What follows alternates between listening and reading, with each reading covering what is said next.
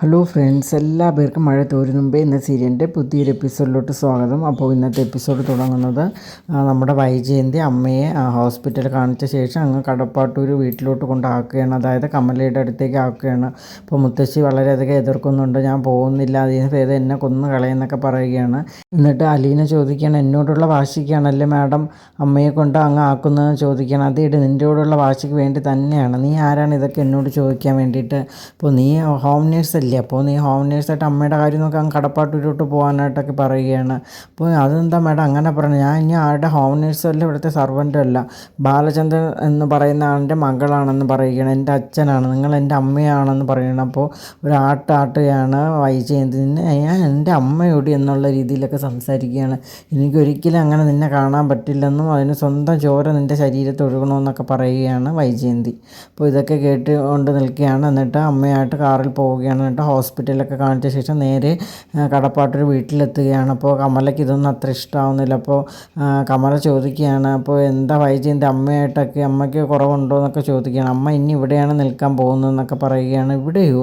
അപ്പോൾ ഈ അവസ്ഥയിൽ ഞാൻ എങ്ങനെയാണ് അമ്മയെ നോക്കുന്നത്? ഇവിടെ ഹോം നേഴ്സ് പോലും ഇല്ലല്ലോ എന്നൊക്കെ കമല പറയുകയാണ്. അതിനെന്താ, ഞാൻ ഇപ്പോൾ ഇങ്ങോട്ട് വരാൻ പോവുകയാണെന്ന് പറയുകയാണ്. എനിക്ക് ഇനി അവിടെ പിടിച്ച് നിൽക്കാൻ പറ്റുമെന്ന് തോന്നുന്നില്ല. ഞാനും മക്കളും എല്ലാം കൂടി ഇങ്ങോട്ട് വരാനായിട്ട് ഇരിക്കുകയാണെന്ന് പറയും. ഇങ്ങോട്ടോ? അതെ, ഇങ്ങോട്ട് തന്നെയാണ്. ഇത് ഫാം വെച്ചിട്ടൊന്നും അല്ലല്ലോ, എൻ്റെ കുടുംബ വീടും കൂടി തന്നെയാണെന്ന് വൈജയന്തി പറയുകയാണ്. അപ്പോൾ ഇതൊന്നും കമലയ്ക്ക് ഒട്ടും ഇഷ്ടമാവുന്നില്ല. അപ്പോൾ എന്നിട്ട് വൈജയന്തി പറയുകയാണ്, ഞാൻ ചെന്ന് അമ്മയുടെ സാധനങ്ങളൊക്കെ എടുത്തുകൊണ്ട് വരാം, അമ്മയെ റൂമിലോട്ട് ഒന്ന് ആക്കുമെന്ന് ചോദിക്കുകയാണ്. അപ്പോൾ കമല പറയുകയാണ്, ഞാൻ ഇവിടെ അധികം നാൾ വെച്ച് പൊറപ്പിക്കില്ല കേട്ടോ. ഇതൊക്കെ കേൾക്കുമ്പോൾ അമ്മയ്ക്ക് വളരെയധികം വിഷമമാണ്. എന്നാലും അവർക്ക് അവിടെ സഹിച്ച് നിന്നല്ലേ പറ്റും, മറ്റൊരിടം ഇല്ല പോകാനായിട്ട്. എന്നിട്ട് ആ രാത്രിയും വൈജയന്തി കൂടെ നിൽക്കുകയാണ്. കാരണം എന്താണെന്ന് വെച്ചാൽ പെട്ടെന്ന് അമ്മയെ കൊണ്ടാക്കിയിട്ട് തിരിച്ച് വന്നു എന്നുള്ളൊരു പേര് വേണ്ടല്ലോ എന്ന് കരുതി അവിടെ നിൽക്കുകയാണ്. എന്നിട്ട് രോഹിത്തിനോട് വിളിച്ച് പറയുകയാണ്, മോനെ നീ ഗേറ്റെല്ലാം പൂട്ടിയിരിക്കുക, അമ്മ നാളെ വരത്തുള്ളൂ എന്ന് പറയുകയാണ്. അങ്ങനെ രോഹിത്ത് ഗേറ്റെല്ലാം പൂട്ടുകയാണ്. എന്നിട്ട് അലീന കിടക്കാനായിട്ട് പോവുകയാണ്. അപ്പോൾ അലീനയ്ക്ക് വളരെയധികം വിഷമം തോന്നുകയാണ്. കാരണം മുത്തശ്ശിയുടെ കൂടെയാണല്ലോ എല്ലാ ദിവസവും കിടക്കുന്നത്. അത് കഴിഞ്ഞ് അലീന ബെഡ്ഷീറ്റെല്ലാം മാറ്റിയ ശേഷം പുതിയ ബെഡ്ഷീറ്റൊക്കെ എടുത്ത് വിരിക്കുകയാണ്. അപ്പോഴത്തെ കൃഷ്ണജ റൂമിലോട്ട് വരികയാണ്. എന്താ ചേച്ചി ഷീറ്റൊക്കെ വിരിക്കുകയാണോ എന്ന് ചോദിക്കുകയാണ്. അതെ, മുത്തശ്ശി പോയാലും ഇനി ബെഡ്ഷീറ്റ് ഇങ്ങനെ ഇട്ടേക്കാം നമുക്ക്. അപ്പോൾ നമ്മളിങ്ങനെ കാത്തിരിക്കുകയാണെങ്കിൽ ആൾ വരുമെന്നാണ് പറയപ്പെടുന്നത്. അപ്പോൾ ഞാൻ മുത്തശ്ശിയെ കാത്തിരിക്കുകയാണ്, അതുകൊണ്ട് പെട്ടെന്ന് തന്നെ വരുമെന്ന് പറയണം. എന്നിട്ട് അലീന കിടക്കാനുള്ള പരമ്പൊക്കെ വിരിക്കുകയാണ്. അപ്പോൾ ഞാനും കൂടി ചേച്ചിയുടെ അടുത്ത് വന്ന് കിടക്കട്ടെ എന്ന് പറഞ്ഞ് കൃഷ്ണജ മോളും ഷീറ്റും തലങ്ങണയൊക്കെ എടുത്തുകൊണ്ട് വന്ന് കിടക്കുകയാണ്. എന്നിട്ട് അലീനെ കെട്ടിപ്പിടിച്ച് കിടന്ന് കരയുകയാണ്. അപ്പോൾ മോൾ എന്തിനാണ് കരയുന്നത്? അപ്പോൾ ചേച്ചി എന്ന് ഈ വീട്ടിലെ സ്വന്തം ചേച്ചിയായിരുന്നെങ്കിൽ എനിക്ക് എത്ര സന്തോഷമായിരുന്നു എന്നൊക്കെ പറയുകയാണ്. അപ്പോൾ ഞാൻ മോളുടെ സ്വന്തം ചേച്ചിയാണല്ലോ എന്നൊക്കെ പറഞ്ഞുകൊണ്ടിരിക്കുകയാണ്. അത് കഴിഞ്ഞ് വൈജയന്തി അമ്മയെ കൊണ്ടാക്കിയിട്ട് പിറ്റേന്ന് രാവിലെ വീട്ടിലോട്ട് വരികയാണ്. അപ്പോൾ അവിടെ ഭവിത നിൽപ്പുണ്ടായിരിക്കും. അപ്പോൾ ഭവിത വന്ന് അമ്മയോട് ഒരുപാട് പരാതിയൊക്കെ പറയുകയാണ്. അമ്മയെ അവളിപ്പോൾ അച്ഛനെ അച്ഛനാണ് വിളിക്കുന്നത്, അതിൻ്റെ വല്ല ആവശ്യമുണ്ട്? നമ്മളല്ലേ അച്ഛൻ വിളിക്കും, അവൾ വിളിക്കാൻ കേൾക്കുമ്പോൾ എനിക്ക് ഒരുമാതിരി തോന്നുകയാണ്. അമ്മ എന്തെങ്കിലും പറഞ്ഞ് അത് നിർത്തിക്കണം എന്നൊക്കെ പറയുകയാണ്. അപ്പോൾ ഈ ദേഷ്യത്തിൽ വൈജയന്തി അകത്തോട്ട് കയറി പോവുകയാണ്. അപ്പോൾ അലീന മുകളിൽ നിന്ന് ഇറങ്ങി വരികയായിരിക്കും. നിനക്ക് എപ്പോഴും മുകളിൽ തന്നെയാണല്ലോ എന്ന് ചോദിക്കണം. അതേ, ഞാൻ എൻ്റെ അച്ഛൻ്റെ അടുത്തല്ലേ പോയിട്ട് വന്നു. അച്ഛൻ ഏതച്ഛനില്ല, നിനക്ക് നാണമില്ല? ഇവിടെ നിന്ന് വലിഞ്ഞ് കയറി തെണ്ടി തിരിഞ്ഞ് വന്ന നീ എൻ്റെ ഭർത്താവിന് എൻ്റെ മക്കളുടെ അച്ഛനെ അച്ഛാന്ന് വിളിക്കുകയാണ്. അതിനുള്ള അധികാരം അദ്ദേഹം തന്നെ തന്നിട്ടുണ്ട്. പിന്നെ ഞാൻ എന്തിനു മടിക്കണമെന്ന് ചോദിക്കുകയാണ്. അപ്പോൾ നിങ്ങളെ ഞാൻ ഒരു നാൾ അമ്മയെന്ന് വിളിക്കേണ്ടി വരുമെന്നും അലീന പറഞ്ഞിട്ട് പോവുകയാണ്. അപ്പോൾ വൈജയന്തിക്ക് വളരെയധികം ദേഷ്യം വരികയാണ്. എന്നിട്ട് അലീന ഉച്ചത്തേക്കുള്ള ഭക്ഷണമെല്ലാം ഉണ്ടാക്കുകയാണ്. എല്ലാം ഉണ്ടാക്കി വെച്ചിട്ടുണ്ട്, സാമ്പാറും തോരനും മീനും എല്ലാം. അപ്പോൾ ആ സമയത്ത് വൈജയന്തി വന്നിട്ട് പറയുകയാണ്, നീ ഉണ്ടാക്കിയ ഭക്ഷണമൊന്നും എൻ്റെ മക്കൾക്ക് എനിക്കും വേണ്ട, ഞാൻ പ്രത്യേകം ഉണ്ടാക്കാമെന്ന് പറയുകയാണ്. അങ്ങനെ വൈജയന്തിക്ക് ഇഷ്ടമുള്ള രീതിയിൽ സാമ്പാറും അവിയലൊക്കെ വേറെ പ്രത്യേകം ഉണ്ടാക്കുകയാണ്. എന്നിട്ട് മക്കളെ വിളിച്ച് വരുത്തുകയാണ്. രോഹിത്തിനെയും ബബിതയെയും കൃഷ്ണജ മോളെ എല്ലാം വിളിച്ചിരുത്തുകയാണ്. അപ്പോൾ അവർക്ക് ഭക്ഷണം കഴിക്കുമ്പോൾ ഒട്ടും ഇഷ്ടമാവുന്നില്ല. തൻ്റെ അമ്മയാണ് ഉണ്ടാക്കിയെങ്കിലും ഭക്ഷണത്തിനൊന്നും ഒരു ടേസ്റ്റും ഇല്ല. അങ്ങനെ കൃഷ്ണജ അടുക്കളയിൽ ചെന്ന് നോക്കുമ്പോൾ അലീന ഉണ്ടാക്കിയ എല്ലാ കറികളും അവിടെ ഇരിക്കുകയായിരിക്കും. എന്നിട്ട് കൃഷ്ണജ അതിൽ നിന്നെല്ലാം എടുത്തുകൊണ്ട് വന്ന് ഡൈനിങ് ടേബിളിൽ ഇരുന്ന് കഴിക്കുകയാണ്. എന്നിട്ട് പറയുകയാണ്, അടുക്കളയിൽ എല്ലാം ഇരിപ്പുണ്ട്, അലീന ചേച്ചി ഉണ്ടാക്കിയത് എന്ത് ടേസ്റ്റ് എന്നറിയാമോ, നിങ്ങൾക്ക് വേണം എടുക്കാനായിട്ട് പറയണം. അപ്പോൾ നമുക്ക് ആർക്കും വേണ്ട, നീ കഴിക്കേണ്ടെന്ന് പറയുകയാണോ, പിന്നെ എന്നെ കഴിപ്പിക്കാതിരിക്കുകയെന്ന് വേണ്ടെന്നൊക്കെ പറയുകയാണ്. അപ്പോൾ രോഹിത്തിന് ദേഷ്യം വരികയാണ്. നീ ഇപ്പോൾ എടുത്ത് വെച്ച് ഭക്ഷണം ഞാൻ തുപ്പിയിടുമെന്ന് പറയുകയാണ്. എങ്കിൽ എനിക്ക് അച്ഛൻ്റെ അടുത്ത് പറയാൻ അറിയാമെന്നും കൃഷ്ണജ പറയുകയാണ്. അപ്പോൾ വൈജയന്തി പറയുന്നത് നീ ഇനിയൊരു പ്രശ്നം ഉണ്ടാക്കണം, അവിടെ ഇരുന്ന് കഴിച്ചിട്ട് പോകാനായിട്ട് പറയണം. അങ്ങനെ ബബിതയും രോഹിത്തും മാത്രം വൈജയന്തി ഉണ്ടാക്കി ഭക്ഷണം കഴിക്കുകയാണ്. കൃഷ്ണജ മോള് അലീന ഉണ്ടാക്കി ഭക്ഷണം കഴിച്ചുകൊണ്ടിരിക്കുകയാണ്. എന്നിട്ട് ബബിത ചെന്ന് കൃഷ്ണജ മോളെ വിളിച്ചുകൊണ്ട് വരികയാണ്. എന്നിട്ട് രോഹിത്ത് അവളെ ഒരുപാട് വഴക്ക് പറഞ്ഞു, ഇനി മേലാൽ നീ അവളുണ്ടാക്കി ഭക്ഷണം കഴിക്കരുത്, നമ്മൾ അമ്മയോടൊപ്പമാണ് നിൽക്കാനെന്നൊക്കെ പറഞ്ഞ് ഉപദേശിക്കുകയാണ് കൃഷ്ണജയെ. പക്ഷേ കൃഷ്ണ അതൊന്നും വകവയ്ക്കാതെ ഇങ്ങനെ ഇരിക്കുകയാണ്.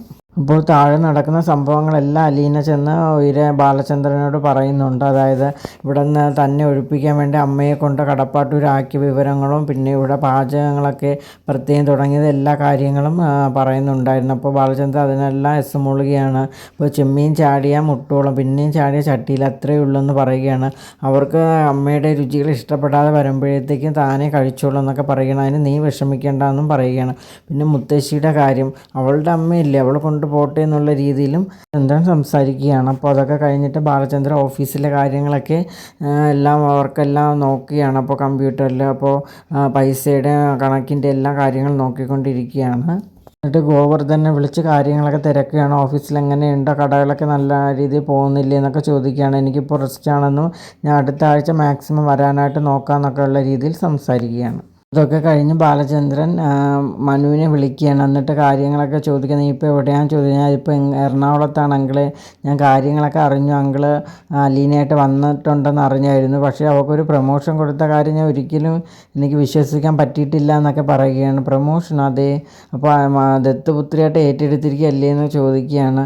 അപ്പോൾ അതേന്ന് ബാലചന്ദ്രൻ പറയുകയാണ്, എൻ്റെ മകൾ തന്നെയാണ് അവളെന്നും പറയുകയാണ്. അപ്പോൾ അങ്കിൾ ആദ്യമൊക്കെ അവൾക്ക് പ്രൈവറ്റ് സെക്രട്ടറി ആയിട്ട് പദവി കൊടുത്തു എന്നൊക്കെ പറഞ്ഞപ്പോൾ ഞാൻ അത്ര കാര്യമാക്കിയില്ല, പക്ഷേ ഇപ്പോൾ മകളുടെ സ്ഥാനം കൊടുത്തപ്പോൾ ഒരുപാട് സന്തോഷം തോന്നുന്നൊക്കെ പറയുകയാണ്. എന്നിട്ട് മനുവിനോട് ചോദിക്കുകയാണ്, എടാ മനു, നിനക്ക് അലീനെ ഇഷ്ടമല്ലേ, ഇനി അവൾക്ക് ഒരു കുറവും ഇല്ല കേട്ടോ, അവളൊരു അടുക്കളക്കാരിയോ ഹോം നേഴ്സോ അല്ലേ, ഈ ബാലചന്ദ്രൻ്റെ മകളാണ്, കൃഷ്ണജയ്ക്കും ബബിതയ്ക്കുള്ള അതേ സ്വാതന്ത്ര്യ അവകാശ സ്വത്തും എല്ലാം അവൾക്കുണ്ട്, ഇനി നിൻ്റെ ഉള്ളിലുള്ള ഇഷ്ടമൊന്നും കാണിക്കാതിരിക്കേണ്ട കേട്ടോ, നിനക്ക് ഇനി അവളെ ധൈര്യമായിട്ട് പ്രേമിക്കുക എന്നുള്ള രീതിയിലൊക്കെ സംസാരിക്കുകയാണ്. അപ്പോൾ നിങ്ങളുടെ വിവാഹം ഞാൻ നടത്തി തരുമെന്നും മനുവിന് വാക്ക് കൊടുക്കുകയാണ്. അപ്പോൾ ഇതൊക്കെ കേട്ടപ്പോൾ മനുവിന് വളരെയധികം സന്തോഷമാവുകയാണ്. എന്നിട്ട് അവർ ഫോൺ കട്ട് ചെയ്യുകയാണ്.